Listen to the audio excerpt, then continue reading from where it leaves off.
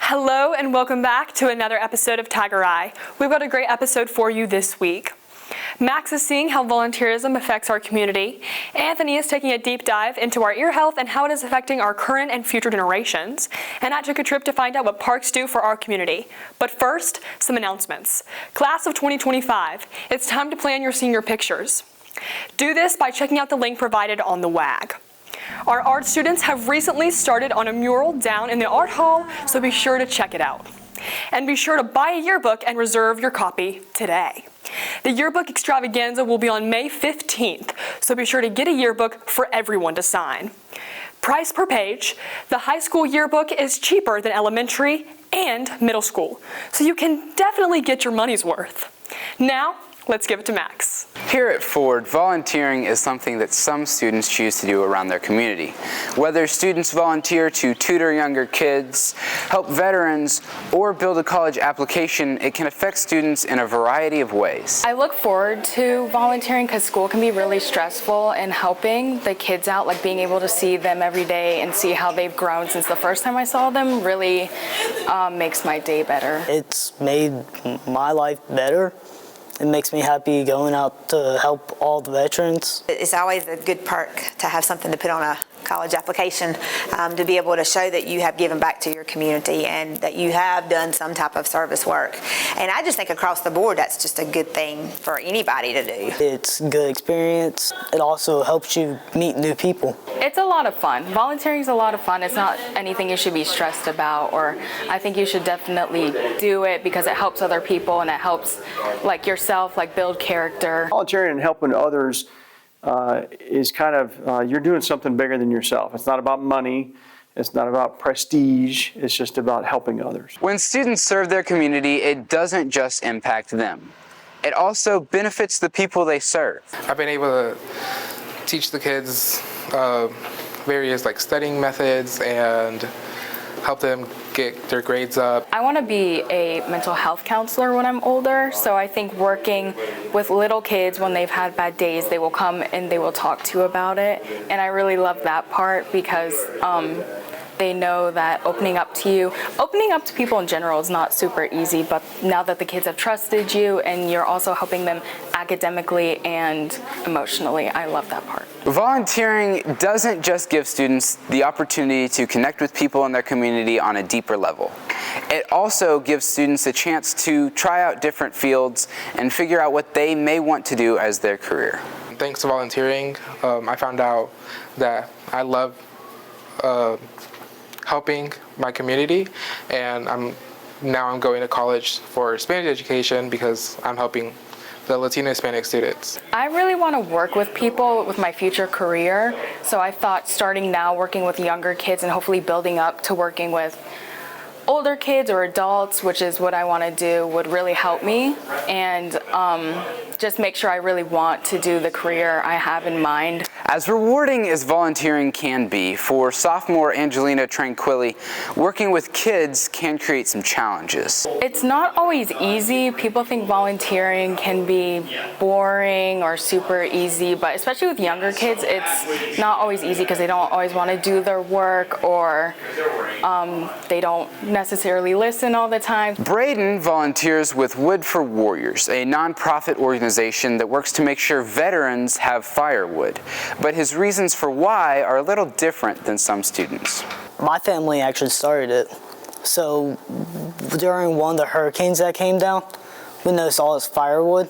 Then a lot of people that needed firewood, especially veterans, and since they did so much for us, we wanted to get back to the community. For Cesar, supporting the people around him was a motivator to volunteer. I found the passion of helping my community and being able to be involved with my community and help the future generations. According to the Mayo Clinic, research shows that volunteering lowers rates of depression and anxiety. So if you have any interest in serving your community, be sure to learn about the many options available to you. Thanks, Max. It is important to see the effect of what volunteers do in our community. It's also important to be aware of the effect our hearing has on us. Anthony? According to the World Health Organization, over 1 billion young adults worldwide are at risk of avoidable permanent hearing loss due to dangerous listening practices. The American Academy of Pediatrics reported that back in 2001, approximately 12.5% of children aged 6 to 19 already have some form of noise-induced hearing threshold shift, or NITS. Dangerous habits like listening to music too loud on your phone or even when you're driving in your car contribute to this.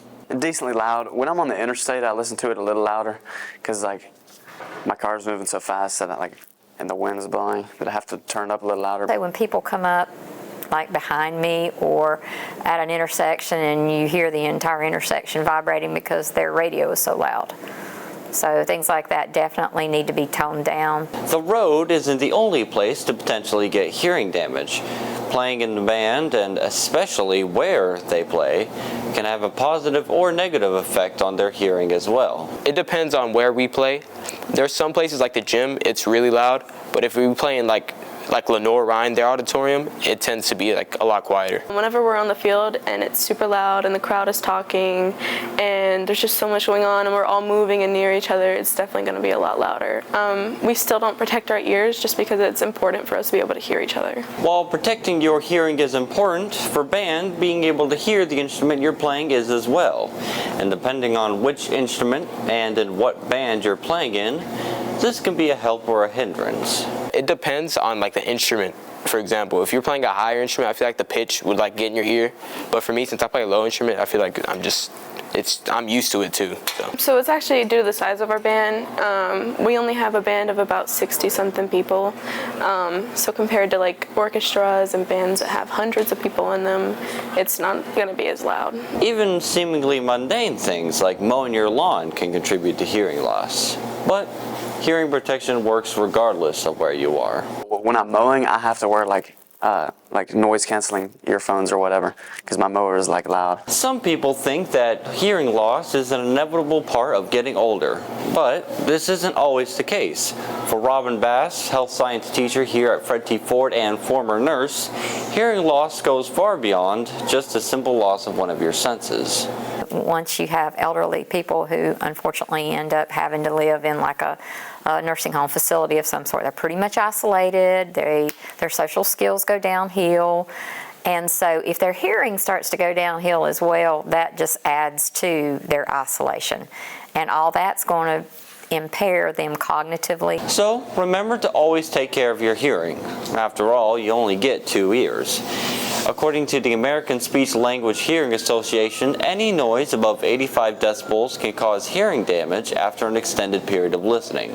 To help this, both Apple and Android have volume limiting options.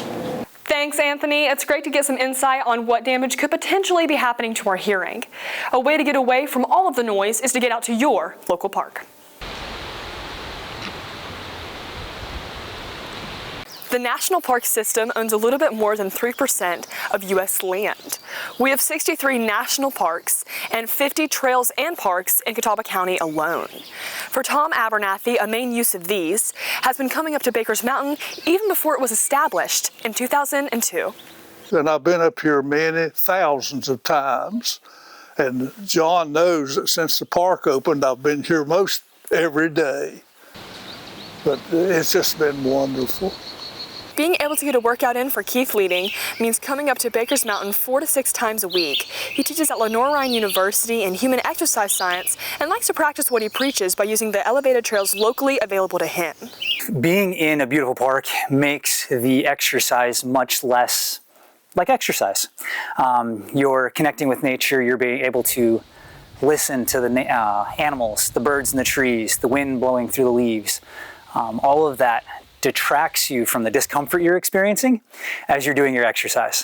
There are nearly 6 miles worth of trails at Baker's Mountain to get a workout in or to see the scenery with the vast amount of greenery and flowers.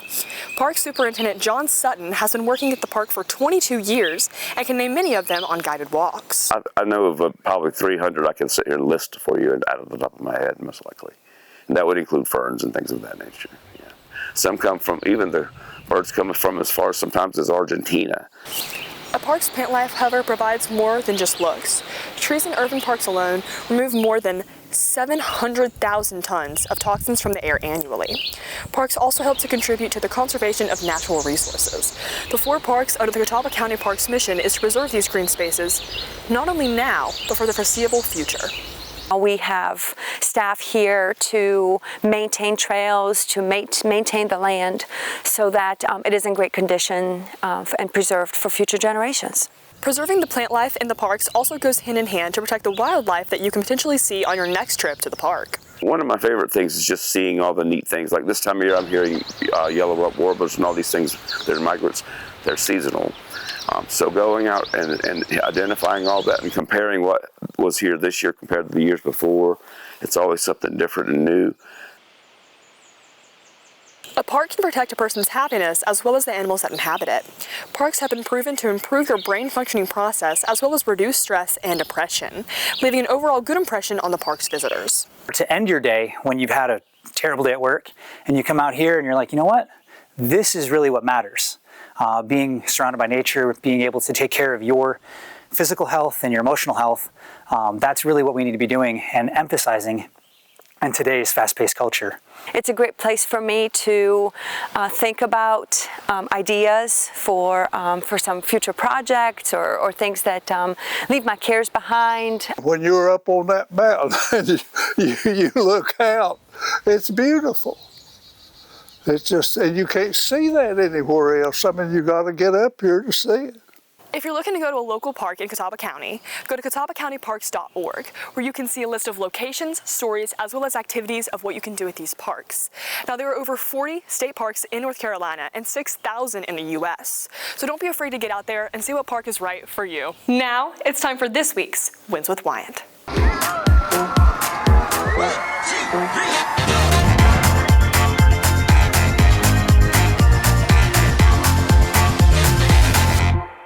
Hi, I'm Ethan Wyant, and I'm here with Camden Hudgens. So, Camden, what's your win this week?